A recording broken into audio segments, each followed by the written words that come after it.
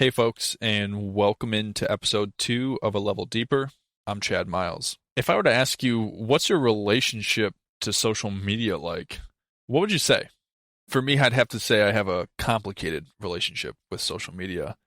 Although I make a living creating content for it, sometimes I admittedly want absolutely nothing to do with it in my personal life.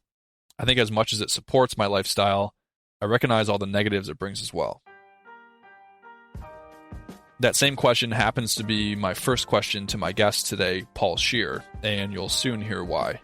After growing a big following online, Paul hit a low in his life, and social media only made it worse. And what I was seeing on my phone was just all those quick cutting travel videos, and it made me feel like, God, what am I doing wrong? Like, why can't I be doing that? I'm living with my parents and have this business that's struggling. And then I had the realization of I clicked on my homepage, and you looked at my page, Paul's got it going on. And meanwhile, I can't get out of bed for a couple weeks because I was just lacking the motivation and the drive. After that, Paul made a radical shift in the things he was sharing online and started to rally around the message that social media isn't real life. And that's what kickstarted what I post now, which is more mental health content, where it's like it drove me to post that first video where I just kind of opened up. I was like, I'm tired of what I'm seeing on Instagram. I broke down crying, and it was hard to post it, but I don't know, something in me was just like, you know what, just open up, because this is how you're feeling. And I know other people I talk to in real life feel the same way. So just put it out there. In our conversation today, Paul and I chat about the good and bad of our lives online, being willing to take steps backward in life, and why mental health and therapy seem so difficult to navigate and chat about. Hey, and if you find you enjoy the episode, would you mind taking a few seconds to leave a show rating wherever you're listening? As a new podcast, it's one of the most impactful ways we can share these conversations with a larger audience. As for today, enjoy my conversation entitled Social Media is Weird with Paul Scheer. I thought it was sort of funny and fitting for the conversation that I'm imagining that we'll have. As we were preparing for it, and as I was thinking about guests who would be good for the show, it was actually my wife, Eileen, who was like, "Hey, you should talk to Paul Scheer." And he's doing some really interesting things on social media and interested in some of the same topics as you. And I just wanted to share this moment with you where, I go look at your profile, and it's just so interesting how human psychology works. And I see, this is on Instagram, and I see a big number of followers, right? And I see that little K next to it.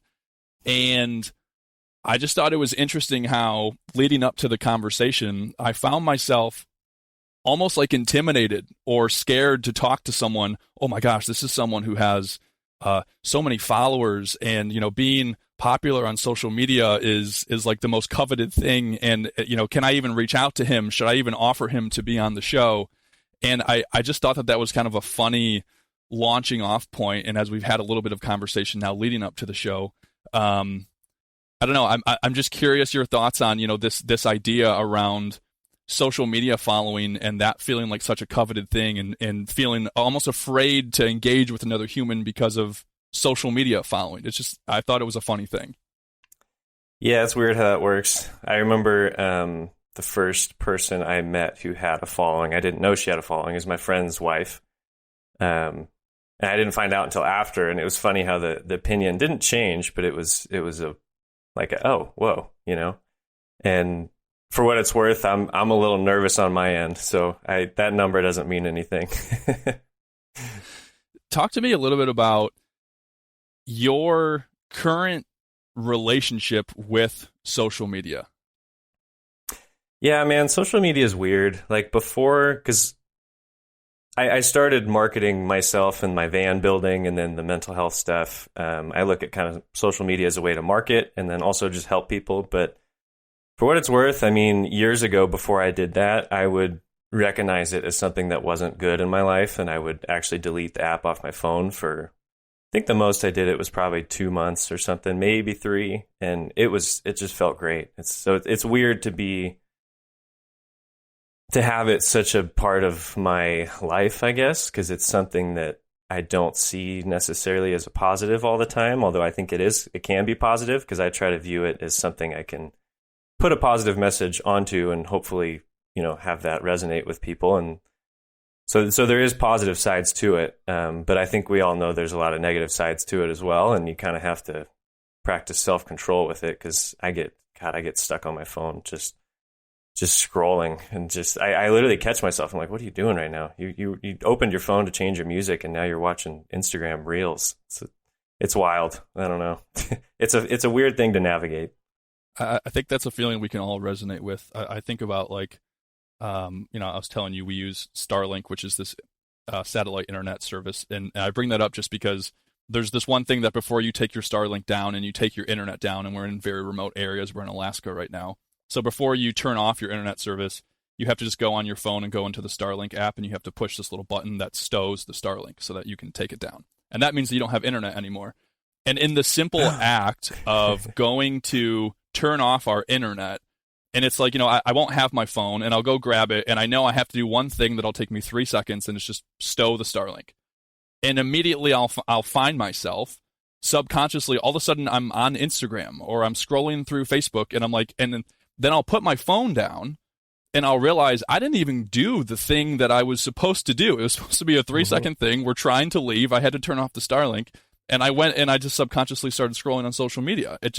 So yeah, I think we can all resonate with that feeling of sort of subconsciously how something like social media and our phones can sort of just take control of us. I'm curious about, when you say you don't always see social media necessarily as being a positive thing. From your experience, what led you to that belief, or what did you notice about yourself in using social media that made you feel like maybe this isn't great for me?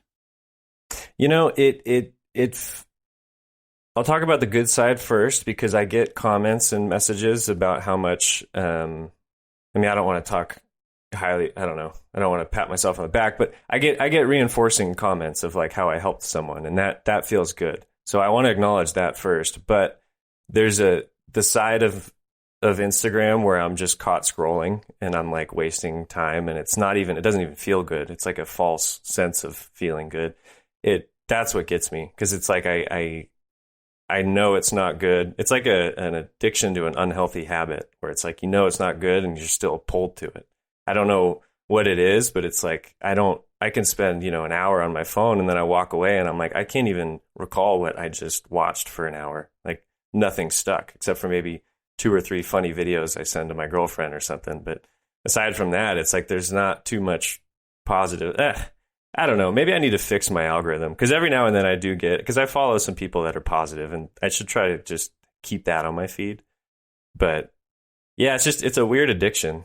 People talk about addiction, and no one, maybe starting to recently, but most people think of addiction as like, nicotine or drugs or alcohol. And it's like, the biggest addiction we have is phones, especially I'm 27, and, my sister's turning 21. Yeah. Like my point is the generation below me, I feel like, is even worse. And I feel like it's bad for me. So it's kind of a scary thing. It's so addicting. And I don't even really know why. Yeah, well, I completely agree with you. It is incredibly addicting. If you were to think about when you find yourself getting caught scrolling, or you find yourself, if you think about what about it feels addicting to you, what comes to mind if we tried to peel back some of those layers? I don't know. It's that whole like quick dopamine hit. It's like, I don't know. They do a good job of keeping my attention and sucking it in and holding it. And I do a good job of recognizing it, but I don't always act, which almost feels heavier. I wish I didn't recognize it. So if I'm going to be on my phone, I could at least enjoy it and not feel bad. But I've been working on it. The screen time's getting lower. I recently stopped, not every day, but I try to not keep my phone within arm's distance in the morning. And so that way I can wake up and I try not to go on it for at least 20, 30 minutes. I'll go get coffee and drink water. And then once I'm kind of awake, I'm like, all right, I'll go check my email. But the funny thing about that is there's never anything urgent. I'm not that busy of a guy. There's never so much my email's junk, and I'm still just like, I'll go check it. And then I'll go on Instagram, and nothing's important there either. But it feels like it is. I think that's what's so interesting and addicting about it, is that whether it's that dopamine hit of seeing the notifications or seeing that new email come through, it feels like everything is so urgent, doesn't it? Mm-hmm. It's weird. It's weird how that works. Yeah, but I'm with you in that ultimately a lot of the things truly aren't. They're not urgent. So there's also, you mentioned a little bit about the positive side of social media and some of the good things. Talk to me a little bit more about when you recognize that social media is positive or providing benefits for you. What has you thinking that, or what is that experience like? There's some authors I follow. Like I like following Ryan Holiday. There's a girl named, I think it's Mel Robbins. Just that style of content where it's like people talking about their struggles, but in a positive way. It's not negative. They just talk about, it's nice seeing people that are successful talk about how they still struggle to get out of bed in the morning because the sheets are comfortable and they're tired, and just stuff like that where it's like it's more of a human experience rather than like a quick cutting, here's what I did in Glacier, Montana, and it's like they're in a kayak and all this stuff. That's the negative side. The positive side is when I see someone, whether it's a clip from a podcast or it's just a selfie video, and they're just talking about just stuff that's relatable, that kind of helps with my own mental health and just how I can improve. It's almost like I can find little pieces of tools and tricks from other people online that I can implement into my own life. And that's the positive side of it. I've noticed that shift in your social media recently, where illustrate a little bit for people who might not be familiar with you or who might not know you. What could we expect to see from Paul Scheer on Instagram within the last year or, within the last few months? And what could we expect to see more recently in this newer shift that you've made? That's a funny question because I'm still trying to figure that out myself. But no, I started posting about, I build camper vans. That's how I, met you and your wife, just virtually. But I started off just posting videos about my camper vans, and then it turned into like tutorials, and I don't know, I did that for a year, and it was, I liked it. I was teaching people and people were learning from it, and that was a cool experience. But I fell into a pretty low, probably the lowest I've been. And I think that was due to just being burnt out, and this project was just taking a long time, and it felt like things weren't working for me. So I just I crashed a little bit, and in crashing, I was, not productive, not taking care of myself. I was spending way too much time on my phone. And what I was seeing on my phone was just all those quick cutting travel videos. And it made me feel like, God, what am I doing wrong? Like, why can't I be doing that? I'm living with my parents and I have this business that's struggling. And then I had the realization of, I clicked on my homepage, and like you said, I had the somewhat big following and the pretty camper van. And I was like, man, I'm kind of falling into this trap where if you looked at my page, Paul's got it going on. And meanwhile, I can't get out of bed for a couple of weeks because I was just lacking the motivation and the drive. And that's what kickstarted what I post now, which is more, mental health content, where it's like, it drove me to post that first video where I just kind of opened up. I was like, I'm tired of what I'm seeing on Instagram. I broke down crying, and like, it was hard to post it, but I don't know, something in me was just like, you know what, just open up, because this is how you're feeling. And I know other people I talk to in real life feel the same way. So just put it out there. And that video got, I think it's still circulating. It's got like over 2.5 million views or something, and thousands of comments, and I got a bunch of followers. And then I followed up with another video kind of talking about why I did it and how I want to move forward, posting content that make people feel more human and better. And so now that's kind of been the shift, is just kind of talking about all of that, because I felt like I was part of the problem, and I was like, this isn't right. So I posted that first video, and it got a lot of feedback, and I saw an opportunity to hopefully try to be a small part of a shift in social media. And so far, I've been really enjoying it. It feels fulfilling. It's not paying the bills, but that's okay because it's it feels good. I get messages and comments about people who just, even if it was just a little bit, I helped them a little bit that day, and that to me feels good because at the end of the day, I at least got to do that. So that was kind of a little bit of a rant, but that's how that all happened. It happened because of a low that I was in, and I was like, you know what, F this. I'm just going to open up about it. Yeah, I mean, tell me a little bit more about that low, and when you say that you were in a low, what did that mean for you? What did that feel like? What, on a day-to-day, what were you going through during that period? Yeah, I mean, I do tend to have some high highs and low lows, but that one dipped pretty low, very low. And I'm not really sure. I can't really pinpoint it other than I do kind of beat myself up, and I'm trying to work on that. But I have a hard time acknowledging what I've done, and I'm so focused on where I want to be. And I know that's common, but I feel like I take it to kind of an extreme because I like to think of myself as a very ambitious person, and I've spent my 20s trying to find a way to work for myself and create a big impact and be able to live my life on my own terms. And I am 27 now, and I feel like I'm on the cusp of it, but I'm still like I don't have a lot of money. I haven't had money coming in for a long time because I put this project on hold.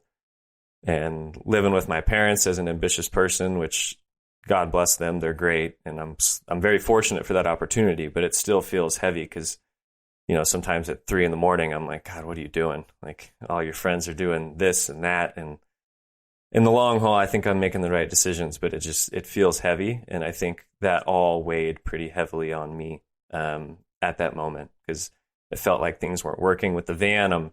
This van has been the one I'm working on now.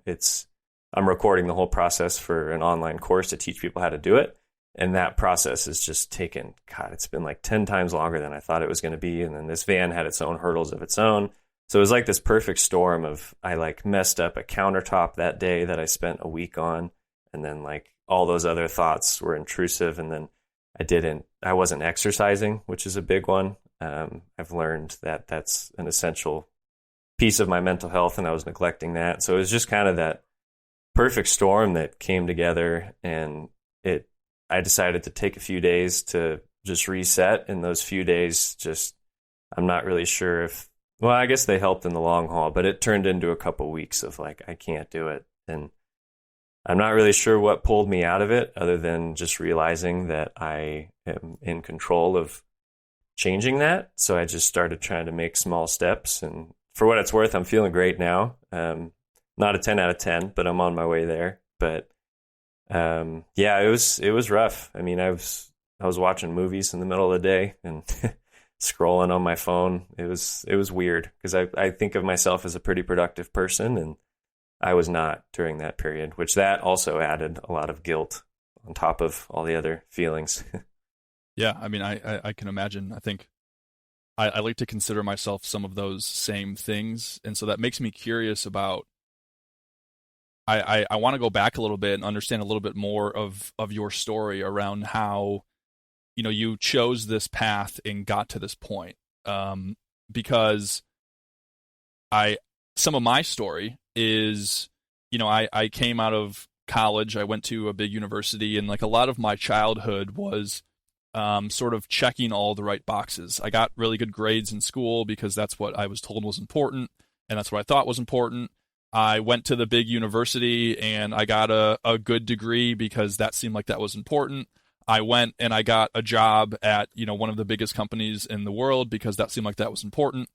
And I found myself in this place where I just woke up one day and I had a great job. I owned a home. I had a really nice car, and I was pretty miserable. And so within a 6-month period of that, I quit my job. I went back and I lived in my mom's basement, and I was cleaning toilets at a local restaurant in the morning, and I was doing some painting and landscaping in the afternoons. And here I was 24, 25 years old with a great college degree and a former cushy, nice job. And I'm sitting at my mom's basement and I'm cleaning toilets. And but that was all for a reason. And so I'm just curious for you as well, like what brought you down this path that you're on as far as building camper vans and pursuing some of the things that you're pursuing? Walk us a little bit further back in your story of how you got to this point. Yeah, so I did college. I didn't finish, but I did the same thing. I got good grades. Went to community college, and then I transferred to an aeronautical school. I wanted to be a pilot, and I actually got my pilot certificate. It's something I don't really talk about online, but I am a licensed pilot. But I was pursuing that and that degree to become a commercial airline pilot, and I stopped doing that. I think I was 22. And I had one more year left to get a degree in aeronautical science, which is just basically just learning weather and how to fly. And I had the realization of like, I walked myself through the path of, 20 plus years or whatever of being an airline pilot. And I was like, that's not going to do it for me. And that was a weird decision because it cost a lot to get to where I was. But I didn't want to do it. So I backed out of that and moved back home. I got a job at a restaurant. I was bussing tables, and I just realized I wanted to work for myself. I didn't know what that would look like, but I just tried to basically just save up money. And when the opportunity came, I would hopefully be ready for it. And I tried a lot of things and none of them worked financially, but I did learn a lot of lessons in doing them. And then when COVID hit, I lost my job at the restaurant because all the restaurants shut down. And that's when I was watching all these camper van videos on YouTube. And I finally was like, you know what, I'm going to give this a shot. Because I was looking at the cost of the van, like as a shell from the dealership. And then I was looking at the cost of what these camper vans were going for. And the prices were all jacked up in COVID because no one was buying cars. So the vehicle cost was low, but everyone wanted a camper van. So the camper van cost was high. So I was like, you know what? I'm just going to try it out. Worst case scenario, I could break even looking at the prices. Like I could just probably sell it and just break even and get some free tools out of it or something. And that turned into a 6-month huge project. But I sold that van, and it took a couple months to sell. But once I sold it, I was like, whoa, I made way more money than I had bussing tables. So I got the second van, and then I had switched to a brewery job at the time. So I was just pouring beers. And then when I sold that second van, that's when I was like, you know what, I think I could do this full time. And I don't know if that was the best decision, quitting that part-time job, but that was 2 years ago. So we'll see. I'm curious. You mentioned that, you quit your job and you were cleaning toilets. I'm in this weird, stubborn moment of like, I should probably go back to pouring beers or bussing tables, but I feel like I'm working on all these big projects that haven't made it yet. And I feel like my ego is probably getting in the way there because I'm not making any money and I need to make money obviously to live. So it's a weird thing. I'm curious how that panned out for you, because you said you were working for a big company and you had the nice car and the nice house. Another thing I wanted to say too is it's a weird thing because you described what I look around and see with some of my friends where they have the nice car, they're working on getting a house, they've got a high paying job, and I have that realization sometimes where I'm like, you know what, they might look like they got it all going, but I don't know if they're happy, like I know personally a few people that are in that position, and I know they're not, they're looking for a change. So it's good on you for making that shift, but it's funny to see that because it's not funny, haha, but like, we, excuse me, we get caught in that game of comparing, and it's like, dude, you don't know what's going on that in that person's life. Like they might have the money, but they might be miserable, and I don't have the money, but I'm kind of happy. And to me, like that's the most important thing. I think that it comes down to it ties so closely into the conversation around social media. But to me, whether it's social media or status or success, quote unquote, whatever those things are, it's easy to build up, I think, this facade that because you have those things, if you have the large social media following, if you have the money, if you have the job status, if you have a certain title, whatever it may be, if you have expensive things, I mean, I guess I view it as sort of a societal thing, that as society, those types of things are celebrated. And I think for a long time, I just sort of prescribed to, yeah, okay, then I want to be celebrated. I look back now and I recognize that I enjoyed being celebrated. It felt good in going up through school. It felt good to get good grades and have people clap and say, wow, you're doing great. It felt good to go get that job and have people say, wow, that's an amazing job. Congratulations. That's have people's friends, parents say, oh, we're so proud of you. That's so amazing. And that felt really good. I really liked that. And I don't know, but yeah, I guess I had this moment of, finally realizing that wasn't actually what was making me happy. And as I started to think about, well, what would make me feel happy, or what, I guess I've really attached on to the word meaning and meaningful. And so a lot of our, what Eileen and I talk about is all around make it meaningful. And I'm a huge fan of making our lives meaningful, whatever that means for us. But I think that was the main thing for me was it felt clear because I felt just sort of empty. I felt like I had these superficial things, but I didn't feel like I was confident in who I was. I didn't feel like I was happy with the things that I was doing. And I didn't feel like I was pursuing things that were adding meaning to my life. And that was sort of when I made that change, and in doing so, that meant that I had to fall back down to the bottom. And as you go back to the comment around cleaning toilets, that was for me. I wanted to bet on myself. I wanted to pursue starting something of my own. That felt like that was going to be a meaningful experience for me to do. And so the painting, the janitorial work, the landscaping work was, as you talk about this opportunity to just have some income and pay the bills, that was just sort of my way to get by and to buy myself some time to pursue the things that ultimately felt like they were going to be meaningful to me. That just felt like what I had to do sort of in the meantime, because it's this constant battle with we have bills to pay, right? You have to make some kind of income. And so I don't know, that was just sort of that experience for me as far as what that switch was, why I wanted to pursue something more meaningful. And I guess I just had this mindset of like, well, I'm not going to necessarily be above anything. And that included cleaning toilets. I actually made, at the time I was doing a daily vlog on YouTube. I did it for, I think, like 45 days straight. It was more so an exercise of putting myself out there, practicing some of my marketing, practicing my video making skills. I thought that I wanted to go kind of into a video business. And one day I posted an actual video of me cleaning toilets on the internet and talked about why I was doing that and the process of it. And funny enough, I ended up catching the attention of a local CEO who ended up hiring me within about a year after that moment. And he and I will still talk about when he saw that video.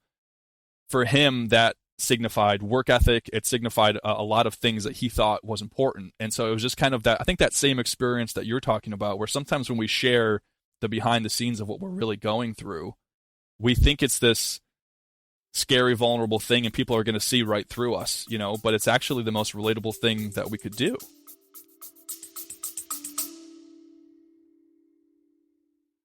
I started this podcast for a very specific reason.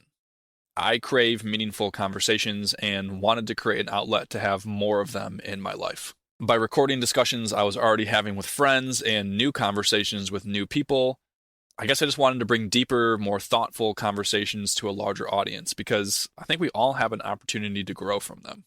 I got to tell you, it makes me uncomfortable to do so, but I'm asking for your help. I'm imagining a show funded by the people who want to support deeper conversations. So, for the cost of 2 coffees per month, you can help keep this show going, and as a thank you, get access to some exclusive behind the scenes content that isn't available anywhere else. In the episode description is a link to our Patreon where you can pledge your support and automatically get access to all the bonuses. So, after the show, I'd love if you'd head there and check it out, and thank you in advance for your support. Okay, back to the episode. Yeah, it's weird how that works. I mean, that first video I posted, I I cried in the video, and I actually got a lot of comments. It's a small percent, but just making fun of that. And it was like, the reality of it is I was feeling that way, and I was editing the video. And as I was editing the video, I like broke down, and I was like, you know what? I'm just gonna put the selfie camera on this because this is real. But yeah, and that's what resonated with people. It was when I actually showed people how I was, who I was in that moment. It wasn't this like, oh, look what I'm doing. It's like, no, look what I'm doing. It was, and yeah, I don't know. It's just weird. It's hard to put yourself out there like that, but ultimately I think that's what does, that's what's doing the good work, I think. I mean, just based off the people that I like to follow, because that was another thought I had, was like, what content do I see online that actually makes me feel good? And there were a couple people that came to mind, and I was like, yep, I want to try that out. And I did. And yeah, I'm curious, is that toilet cleaning video still online? I got to find that. Yeah, it is. I'll put the link to it in the show notes of this episode so that people can go find that. But yes, that is proudly. I want to see you clean some toilets, Chad. It's proudly still online. Chad of 5 or 6 years ago cleaning toilets. So a video of you crying goes viral online. Tell me more about what that experience was like. It's weird, man, because there was online. I've built up some calluses to the negative comments. It's a lot easier when 99% of the comments are positive. I've built up a callus to that, but for me, the weirdest part was going into my real world, going out into the public, and having known that they saw that video. It was weird. I wouldn't do it another way, but it was a weird thing to navigate, because I'd run into someone and I'd ask how they're doing, and we'd get into small talk, and then he'd kind of put my hand on my back, and he's like, are you doing okay? Like, I'm always here for you, right? And it's nice to hear that and know he's there, but it was weird because I was just at a brewery with my girlfriend and just enjoying the day, and in the back of my head, I know he saw the video, and then he acknowledges it, and it was weird. Yeah, not in a bad way. It was just something I hadn't experienced before. It's weird putting yourself out there like that and having, I mean, it's one thing to have millions of people see it, but it's another thing to have your like community see it, It was a positive thing to know I have people there for me, but it was also a weird feeling of like, yep, they all saw me cry. Well, it almost brings up, I think about how, and I feel like this is maybe especially prevalent with men, but how, seeing someone cry, seeing a friend cry, and then I feel like, it becomes this sort of big thing of like, okay, do I acknowledge it? Do I express my support?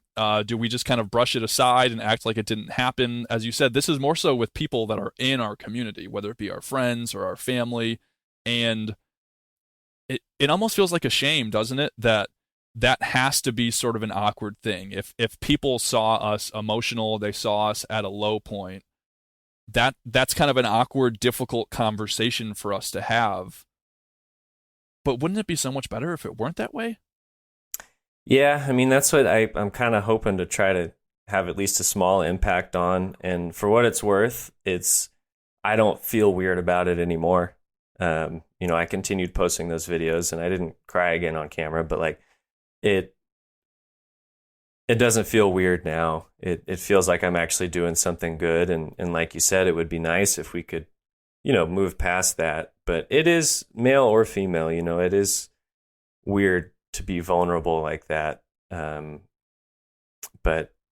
I don't know, it's real. That's it goes back to what I said, where it's like I thought about the things that made me feel good online, like the videos I saw, and there was a common theme. It wasn't tears, but it was real, authentic.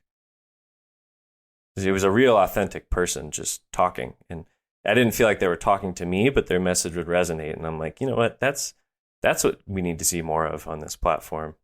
And yeah, I don't know. It's a weird thing to navigate. Well, it definitely is, and it's this weird sort of almost like oxymoron because you recognize some of the benefits and some of the cons to social media. You recognize that you want it to be a different kind of voice and show up and appear differently on social media, be more real, be authentic with what you were going through. And in doing that, you actually get more attention, more views, more followers. All of the numbers actually end up going up. And in some ways, I've got to imagine that almost makes you, I mean, does it make you feel almost more tied to social media? And it's this kind of like oxymoron of maybe, is that what you wanted in the first place? Like, how has that relationship with social media changed with getting new attention for posting a new style of content? Yeah, it was weird. It's funny. I keep using the word weird. I don't have a very big vocabulary, but it was weird because it was like I was feeling down, and that's when I was posting those videos is when I started to kind of feel a little bit better, and I was like, you know what, let's put it out there.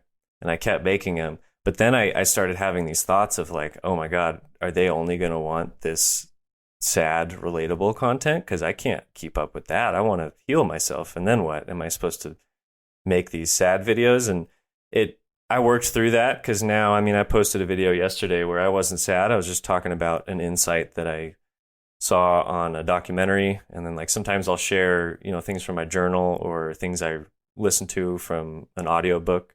So it turned into, I can be positive. And I don't know. It was interesting because I did have that thought of like, oh man, am I just going to have to be sad all the time to please this new audience? And it was like, not a good feeling because I was like, that's not what I want. That's not what anybody, I can't do that. But it worked itself out. It always does. I think people want to see just a human being a human. And that includes bad days. That includes good days. And I don't post all my bad days and I don't post all my good days, but I think it's nice to see both. Because like I said, when I think about the people I follow, I don't want to just see them open up when they're down. It does feel nice to see that sometimes, but I also want to see them recover and find joy and enjoy their hobbies and overcome those things that I've watched them go through. So it transitioned into that. And now that's kind of been my focus because, like I said, right now I've been feeling good. I've been taking care of myself. And so I just kind of share, things that I'm trying to work on myself. That's a big point I try to make. I don't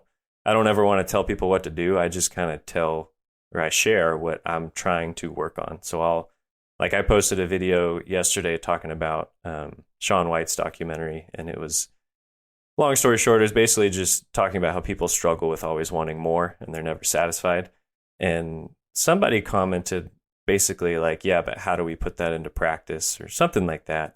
And I was thinking about it. I was like, I don't know, actually, because I struggle with that. It's not like I had this revelation and I made a video. It's like, no, I just had this thought and it's something I struggle with and I need to work on. I'm going to share it. So it's like, I got a lot of work to do, and that's okay. I always want to continue to grow, but I don't have things figured out. What is your relationship with saying, I don't know? Because I would say that that's something that I struggle with. I feel like, especially on social media, and maybe this is from more of a, for the businesses that I'm trying to work on and grow, which I'm still very much trying to figure out. And there's a lot of things that I don't know. But I feel like I feel like I have to position myself as someone who knows. And the people that you see a lot of on social media are the people who are like, yeah, I know this and you need to do this, and that seems to get attention. And so I have to be someone who knows so much and can tell people what to do, and yet I'm not that person. There's so much that I don't know, and I never feel comfortable positioning myself as someone who's an expert or has all of the answers because I'm trying to figure out all of this stuff. Do you feel some of that too, where it feels like there's this pressure that you do have to know? And I don't know, what made you okay with sharing that you don't and that you're trying to figure it out? I think it goes back to people just like seeing people be people. It's like, because I'm not an expert. I'm not an expert in anything, honestly. I don't know. Like, I'm just sharing how I'm trying to navigate things, and so I share what helps with me. But yeah, I think there's power in saying I don't know, because it's you're trying to figure it out. Hopefully, hopefully you're not just twiddling your thumbs, but it's like I don't know, man. There's a lot to figure out. Navigating life is weird, and as I'm getting older, I'm not old, but like navigating my 20s has been difficult because there's just I feel like you're trying to figure everything out, and it's this game that you can't win. It almost feels like sometimes, not the game of life, but just you're not supposed to figure it out in your 20s. I think that's my point.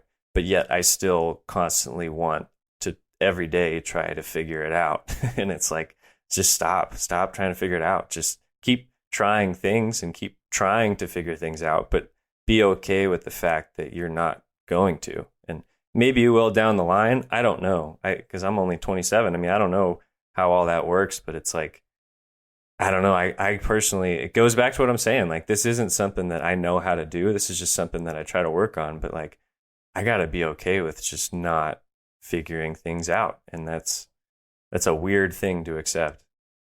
What do you feel like?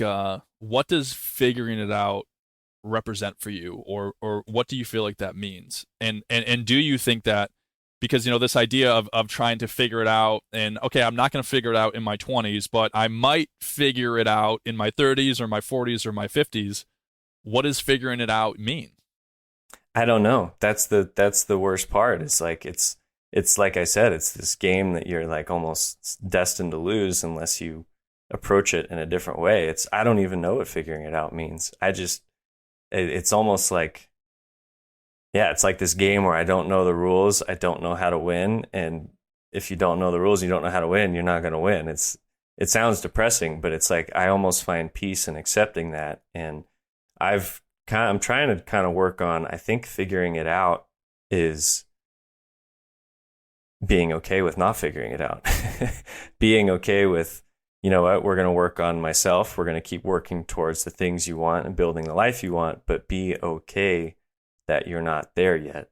I feel like I'm learning now that that's probably what figuring it out means. And it's not this, no, you need to buy this house, you need to have this income, you need to have these relationships. It's more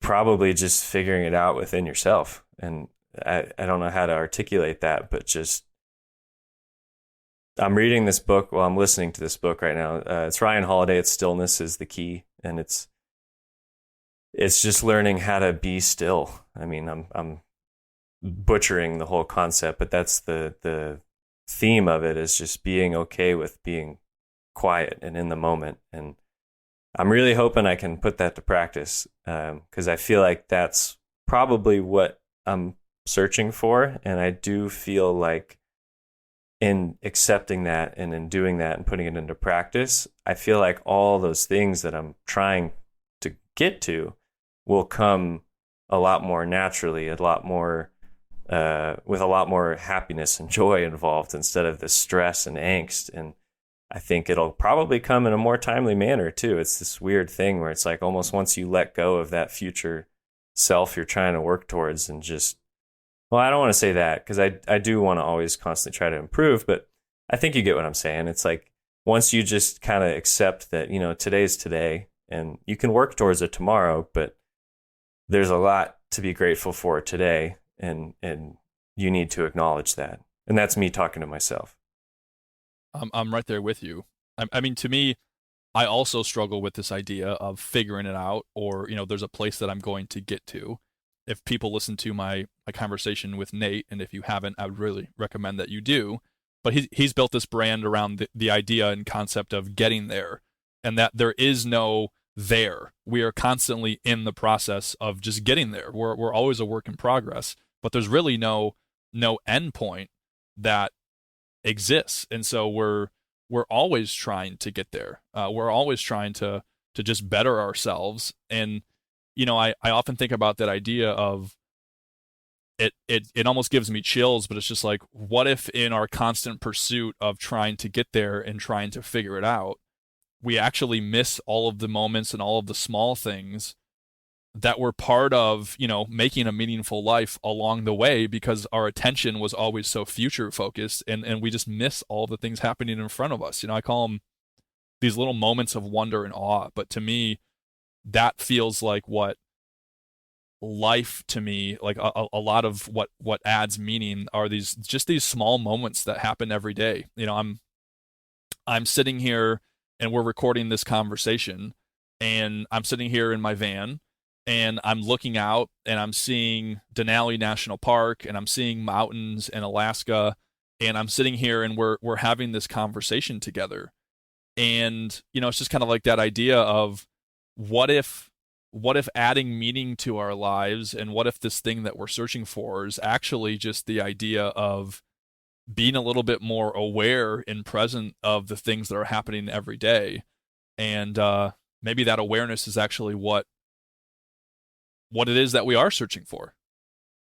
Yeah, that's why that Shaun White documentary it hit me kind of not hard, but it was insightful to me because it was like, I think it's called The Final Run. It's on HBO. I love snowboarding. That's like my favorite thing to do. So it was interesting to see Shaun White, who's like the biggest name in snowboarding, talk about how he wasn't happy because he won every contest you can think of, gold. He won back-to-back Olympic gold medals. He even got skateboarding X Games gold, and the same year he got the Winter X Games gold. I think, pretty sure that he did that. Either way, my point is he had all these things, all these achievements. He was a millionaire. He had everything that the kid dreams of being a pro snowboarder. He's basically a rock star, and he had this realization in his 30s where he's like, I never was happy. Like I would win a gold at the Olympics on the biggest stage in the world, and I would just all of a sudden have this feeling of like, oh my God, I need to do the next thing now. Otherwise I'm gonna fall off. And what happened is he lost the next X Games, and he fell into this super deep depression because he thought he was just gonna fall off the podium, like, and I mean, not the actual podium, but like he was gonna lose everything. That was his fear. Is like the guy who just won is gonna take his spot. And he fell into this deep low, and he talked about how that's when he went into therapy. And ironically, that's when he started to have the best time of his life. He like pulled away from that constant feeling of needing to compete, and he started spending more time with friends and family and enjoying his hobbies. And that's when he was his happiest. And it's so weird to see, because like being a professional snowboarder is probably like something that, the number one dream of mine that I didn't pursue. I'm not that good, but in a pretend world, that would be something I wish I had. And to see someone on that level struggle with that, because that's so relevant to me. Like I have so many things right now that 4 years ago, 5 years ago, 6 years ago, I was like, if I had that thing, I would be happy. And yet I'm sitting here with multiple of those things. And I, just 3 months ago, I was in bed. I couldn't get out of bed. So it's just weird. I don't know. And so many people can relate to it. I think that's why I liked that. It's not just high achievers. It's like, we're always wanting more. And I don't know where that comes from, but I think in order to be happy and like peaceful inside is just being okay with striving to better yourself and wanting more. That's okay. But don't let that take you over. If you could focus your energy on one thing, think about where you were 10 years ago, and then look at the growth that's happened, even if it's a little bit. Like for me, if I think back to 10 years ago, I mean, I was in high school. If I think about 5 years ago, I mean, I wasn't even thinking about building a van or marketing on Instagram. So it's like, I actually do have all these things to be proud of. And for some reason, it's hard to acknowledge that. I'm doing better now, but I need to make sure that stays on the right path, because I don't want to dip back into that mindset that I was in. But it's this weird tug and pull of like, you want more, and you have a lot, but you're not grateful for it. And that alone adds guilt too. Like, I don't know if I mentioned this, but in that time of where I was in my low, I have so much to be grateful for. I was born in America, which is, that alone is a privilege. And I have running water, all the basics. But then on top of that, I have a wonderful family, a wonderful girlfriend. I have some of the best friends, and I get to see them often, which is great. And in not acknowledging that and being grateful for that, that added guilt on top of that. Like, I was feeling bad, even though I had these things to feel good about. And that was like, it was like a catch-22. It was like bouncing back and forth, making me feel worse. I don't know. It's just a weird human psychology thing that I don't understand. And I would like to.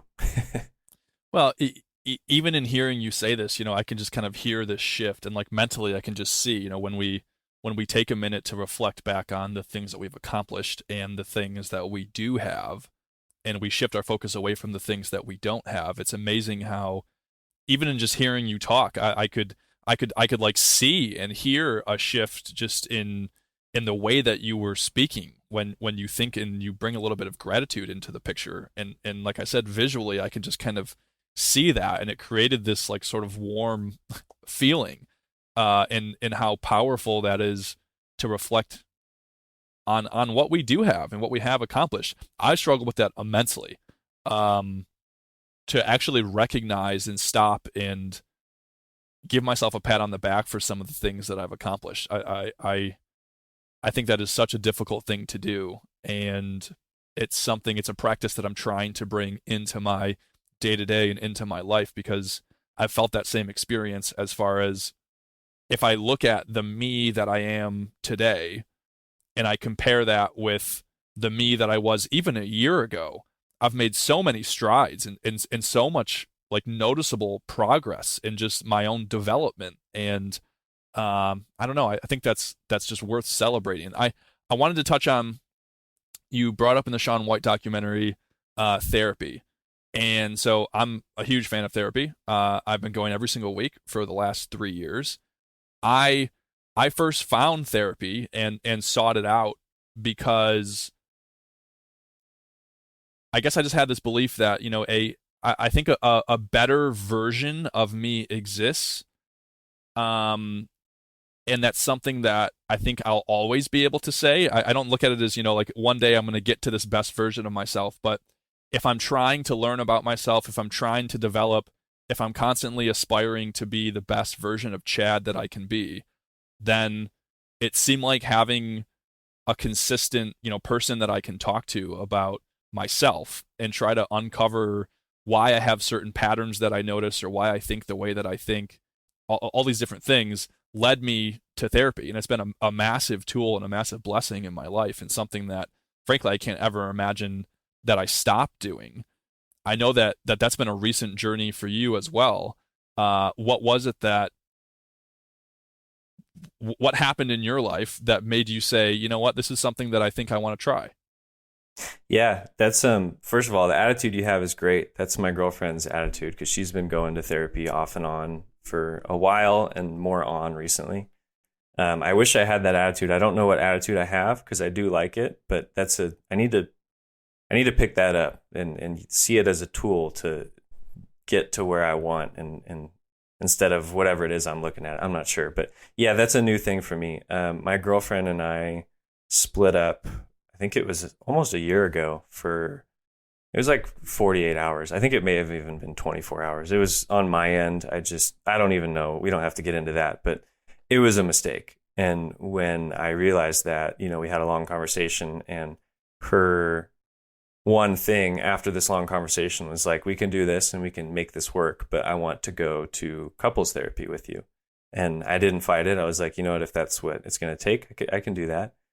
And backing up, she had been wanting me to go to therapy because she knows me better than, almost pretty much everyone. So she sees what I struggle with, and she had been wanting me to go prior to that, just for personal reasons. And I struggled with, I'm a pretty stubborn guy. I'm working on it, but I like to be in control. And I feel like at the time I wanted to be in control of that. I felt like if I exercised and ate right and, journaled all that stuff, I felt like I could control that. I didn't need that therapy. I didn't need it. I was in control. And that's just so silly.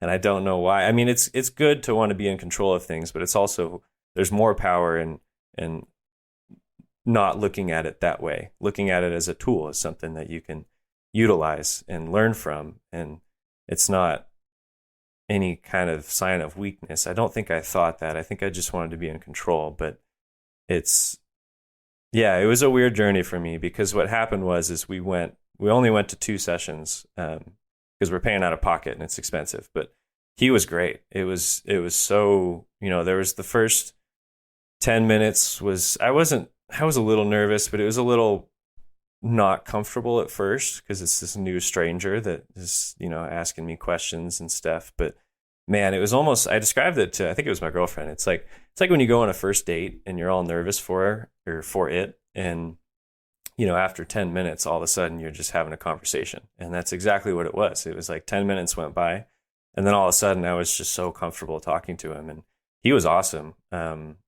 But we saw him twice, and I wish I could see him on my own. But like I said, therapy is expensive and it's out of pocket on my end, but it is worth it if you can do it.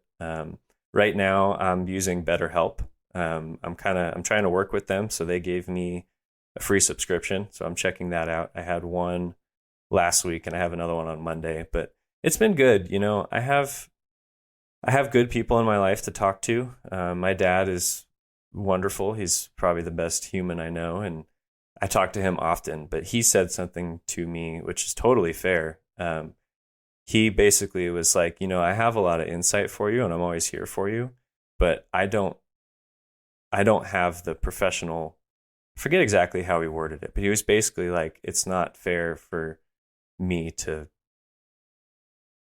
I don't know. I forget exactly what he said, but he was basically saying like it would be very beneficial to go talk to someone who doesn't know you, who doesn't have any biases, who can see a fresh slate. And after coming out of that low, because I live with my parents, like I mentioned, so I mean they saw the low. He was like, you need to go talk to someone, and it wasn't a demand. It was like he was just telling me, a spade is a spade. Like, you need to go talk to someone. And I was like, I didn't even fight it. I was like, yeah, I think so too. And it's been good. It's still a new thing for me. So the first guy I talked to, I didn't quite click with. It wasn't negative, but I am trying someone new next week. Excuse me. But the guy that I talked to with my girlfriend, he was awesome. Therapy's it's a interesting thing that I'm trying out for the first time. Well, I feel so many of the things that you're describing. When I was first pursuing therapy, there was this, I guess, shame that, I was kind of torn between, I'm also someone who takes a lot of pride in being able to figure things out on my own. And so I think there was this like shame in having to admit that maybe I don't have all the answers. And, it's been 26, 27 years of trying to figure it out all on my own. And I'm still noticing a lot of the same patterns, a lot of the same recurring things in my life. And maybe I'm not doing that well on my own. And not to say that I didn't have people in my life, because I did, and I still do, as far as some of my friends, my incredible wife, my mom, people who could play some of that role for me, as far as I had people that I could go speak to and that I could talk to. And I think there was maybe even at the time some sort of confusion as to like, well, why do you need someone else? Like we can talk with you and help you. And ultimately I've just found it so powerful and so helpful having this, just sort of unbiased third party who I can have this really dedicated structure where every single week I know that we're going to have this hour together.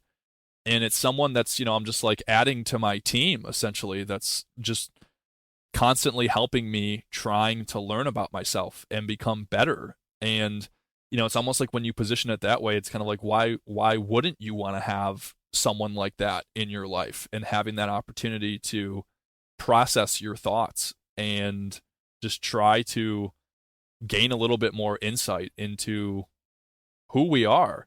But then you bring up the thing that to me is so frustrating about it is that it's expensive and it's not a very accessible thing for people. Yeah, yeah, it's a weird, like I said, it's like a tug and pull. It's like I don't know, because when I think about like I've been going, like I said, I've been reading Ryan Holiday, and he's a big Stoicism guy, so naturally I'm learning now a lot about that. And I used to read him years ago, and now I'm dipping back in. But those ancient philosophers, they all had. This is a little different, but I think it relates. They all had almost like a mentor, like they had someone with more experience with them that was teaching them these things, and they would go to them with these issues, and then they would present not necessarily a solution, but an outlook on it to try to solve it. And it's weird. I guess what I'm getting at is I don't think anyone gets anywhere alone. Like most successful people have a partner by their side, and that's a little different. But my point is you can't do it alone. And I think that's what I struggled with is I felt like I had it in me to do it alone. And if I sought out help, then it was like not a sign of weakness, but it was me accepting that I can't do it alone. And that was a weird thing for me. I'm not a controlling person, but I do like to control my own life. And that was a weird kind of let go of like, you know what? Let's go get some help. It wasn't this like strong conversation I had with myself. It was more just like, let's see what it's about. And when I went to that first in-person session with my girlfriend, I was like, oh, this is actually really helpful. I walked away feeling so good. And we didn't even talk about, we did talk about our relationship, but we also just talked about anxiety and stuff that we deal with outside of our relationship. So it was just a good conversation. It was like I was sitting with this wise older guy, and he just had all these good things to tell me. And he gave me things to work on too. Like when I'm feeling, a certain way that is a common theme. Like you said, you have these like habits and thought patterns and stuff. So he was saying when you go through that, stop for a second and think, why is it that you're feeling that way? And that was a powerful thing to do, because then I was able to kind of catch myself when I started feeling certain ways and be like, well, hold on. Why is it you're feeling that way? Is it because you're hungry? Is it because you're tired? Or do you actually feel that way? And 99% of the time, it's because I'm either hungry or tired, or something internally is brewing, and it has nothing to do with this external thing. It's like when someone cuts you off in traffic and you're already having a bad day and you're like, God damn it. And the difference is like, am I actually mad at that, or am I just having an off day? And it was a cool thing to be given, almost like homework. And it wasn't homework that you dread. It was like a tool that you can start using. And then when, like I said, when you recognize that pattern, stop and think. It's like, well, why is it you're thinking that way?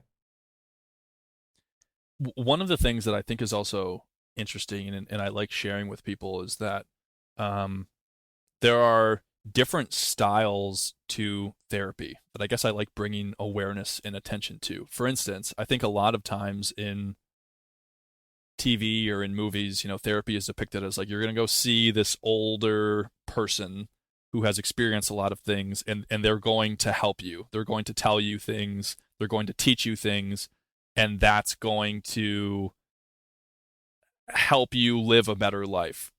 I like sharing with people my experience in therapy has been, first of all, my therapist is a lot closer to my age than further from it. And our conversations are like 95, 97% me talking and him asking questions. And he's actually never given me particular advice over the course of our 3 years together, or told me to do anything. Every single one of our sessions opens with, so what's on your mind? And I'm kind of the guide and the lead of the conversation. And he asks very thoughtful questions to help me process and think about things. And at times he'll ask if something might feel like it fits, or he'll bring certain things up to me and see how that might feel, or if I think that might apply. But it's just kind of interesting in that I think a lot of people have this therapy either experience or perception that I'm going to go to someone older, essentially, and they're going to teach me and tell me a bunch of things to do with my life. And so I guess I like to just bring people's awareness to the fact that that can be therapy. I think that that's like one style of it. There's also different styles of therapy that exist. And I feel like people are often kind of taken aback when I describe what my therapy experience has been like. Yeah, that is interesting because I have this idea that it has to be an older guy. It doesn't have to be a guy. I think I do prefer a male, but I have this idea that it has to be an older individual because I feel like they have more wisdom. So I'm curious what that looks like or what that would look like. Like in BetterHelp, you check a box. It's like, do you prefer someone over the age of 45? And I did that. And that first guy I had was 87.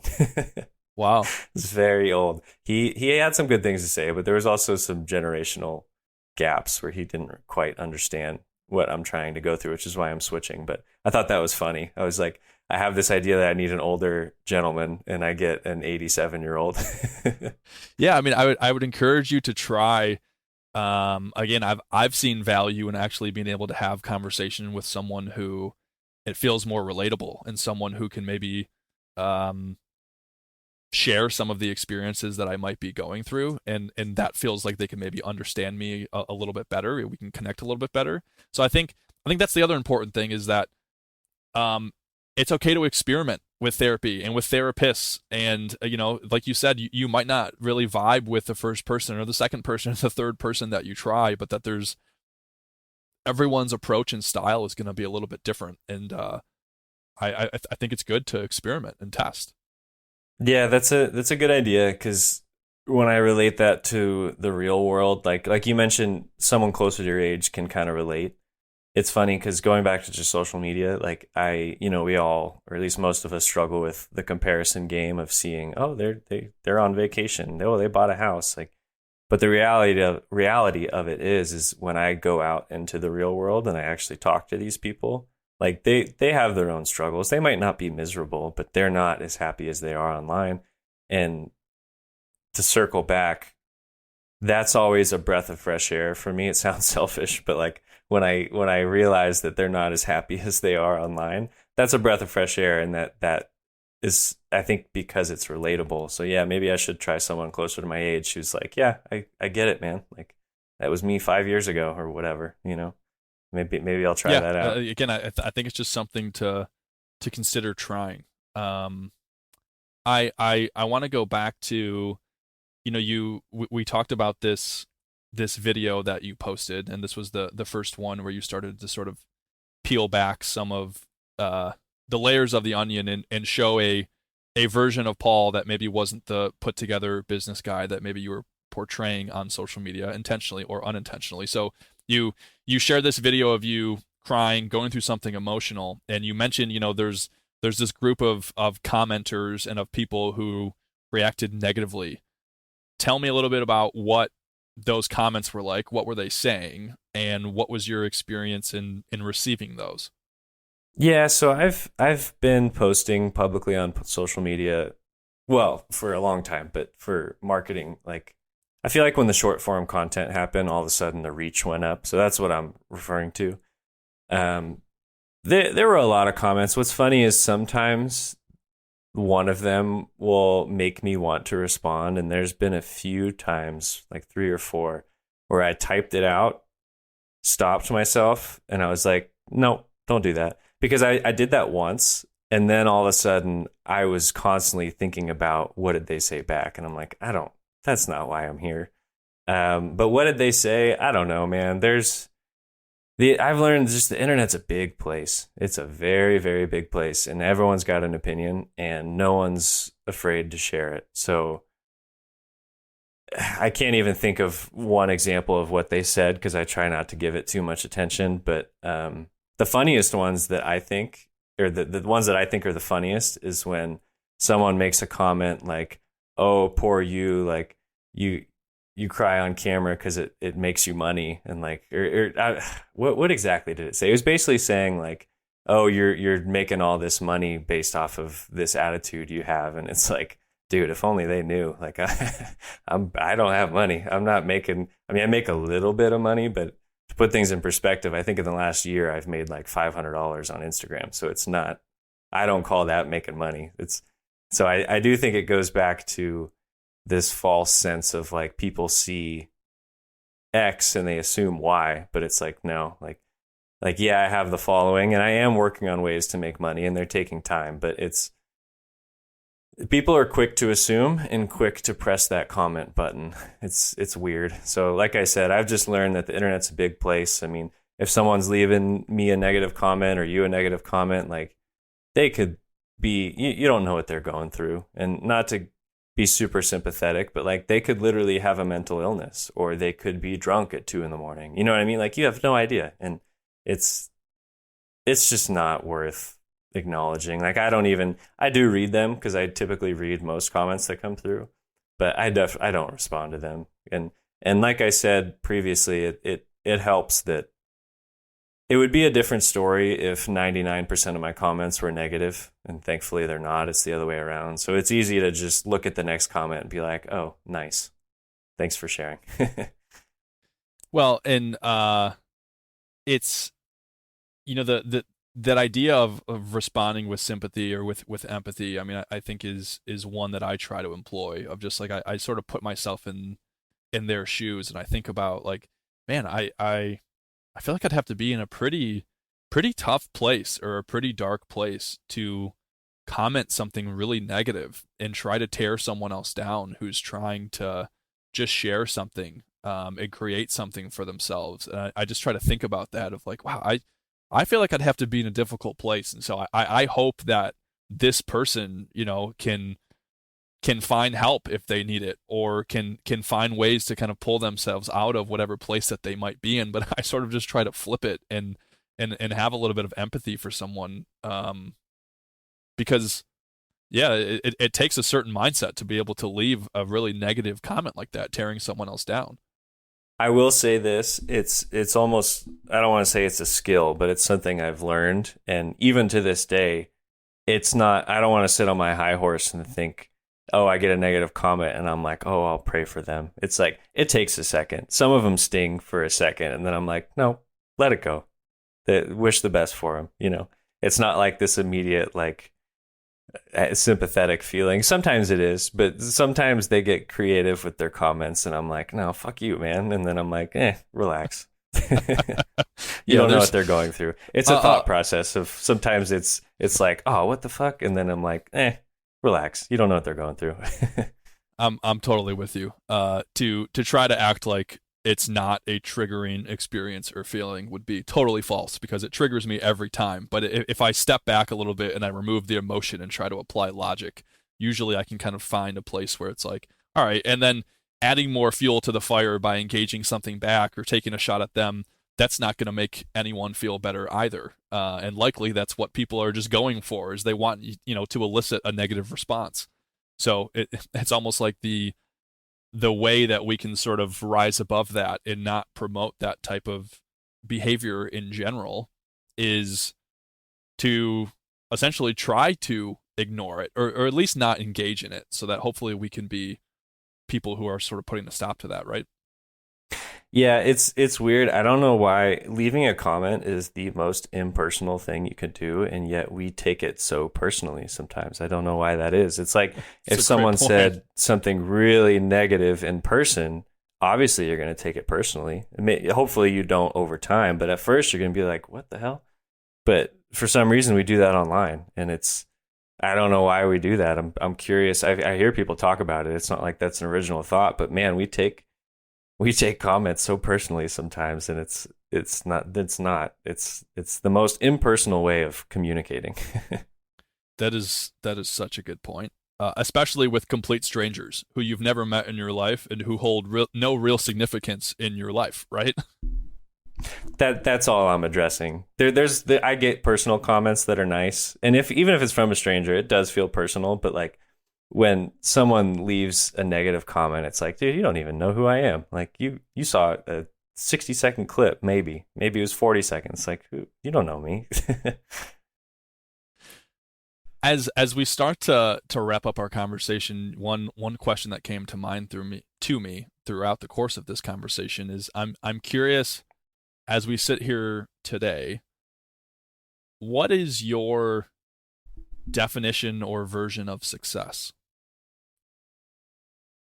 It's ever changing. I don't know if I have a quick answer off the top of my head, but it's not money, and I'm learning that as I get older. I don't know if I ever thought it was fully money, but I did have big dreams of having a lot of money, and I just don't think that's it, because I know some people who come from a lot of money, and I don't want that. I mean, I don't. I see it, and I don't know. So what is it that I want that defines success? It's weird. It's an inner thing for sure. It's being, like we talked about, it's being okay with where you're at right now. Acknowledging that, tomorrow's not a given. And I don't know how to communicate this without sounding cliche, but it's I don't know.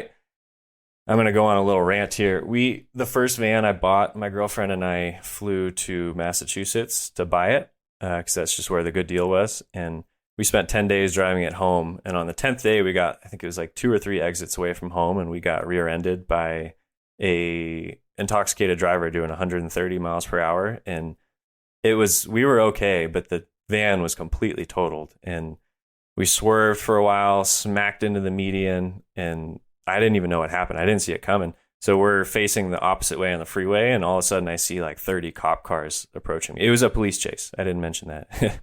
And my point in bringing that up is, for a while I was I kind of had a little bit of PTSD, but once that settled, it was like, oh my God, like we were minding our own business. We were having so much fun. We spent 10 days like leisurely coming home. We saw a bunch of national parks, and we were just getting to know each other too. So it was just an awesome vacation. And we were in the middle of a great conversation on the tail end of our drive. And just like that, I mean, I might not be sitting here talking to you. In fact, we were told, because the van was so big and it was a dually tired van, that if he had hit any other car or any other car that we own, we probably wouldn't have made it. And the reason I'm bringing that up is I wish I could relive that. Not the accident, but like the post feelings of like, wow, man, I'm like on a walk and I'm noticing how bright the sun is shining. And I wish I could just encapsulate that, because what's my idea of success? I don't know, but it has something to do with that. Just waking up and being like, oh, I woke up today. There's things I want to work towards, but it's, there's a lot to be grateful for in the moment. And like I said earlier, that's something I struggle with. It's not something I am great at putting into practice, but I'm certainly trying to work on it. And I wish that was my only explanation for success. I wish we didn't need that. Therapist that I really like said, because we were talking about money issues, and he was saying it's weird because money is like a lubricant to enjoy your life, which is true. But at the same time, it's like it doesn't buy you happiness. But when I can afford to go do mini golf with my girlfriend and go get drinks and a nice dinner, that's fun. So it's like, it's a weird thing where it's like you need money, but that's not what is, I don't know. It's weird. It's a weird balance of needing money, but also just trying to be grateful in the moment and, finding joy in your hobbies. I've neglected hobbies and I'm trying to fix that. And, I don't know. I can't, like I said, when I started this answer, I was like, I don't really know, but I can talk on what I'm trying to do. And what I'm trying to do is be more present. I think that's a beautiful, beautiful perspective. And yeah, I appreciate you being willing to share what you are working on and the work in progress that you are. And I'm right there with you. We're a couple work in progresses together. So thank you for being willing to engage in a conversation like this and share some of your story and perspective, because I think it's really meaningful and I think is helpful for people. Yeah, of course. And just one more note too. I think I'm learning too that I think I already mentioned this, but once you kind of get comfortable in the moment, and I think the rest will come. And I'm not proof of that yet, but I hope I am. I hope I'm back on this show at some point and I'm like, yeah, that worked for me.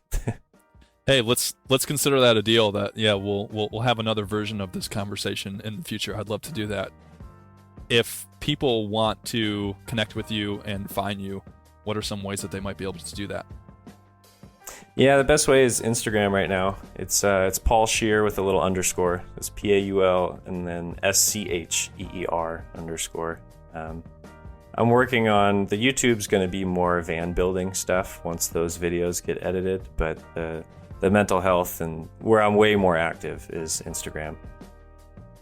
Thank you again for sharing this idea and this message of being okay with not knowing. And everyone, I would encourage you to go take a look at what Paul is sharing on his Instagram and online, and I think you'll find it refreshing to see someone being and showing up as a human in progress. So thanks again, Paul, for engaging in the conversation.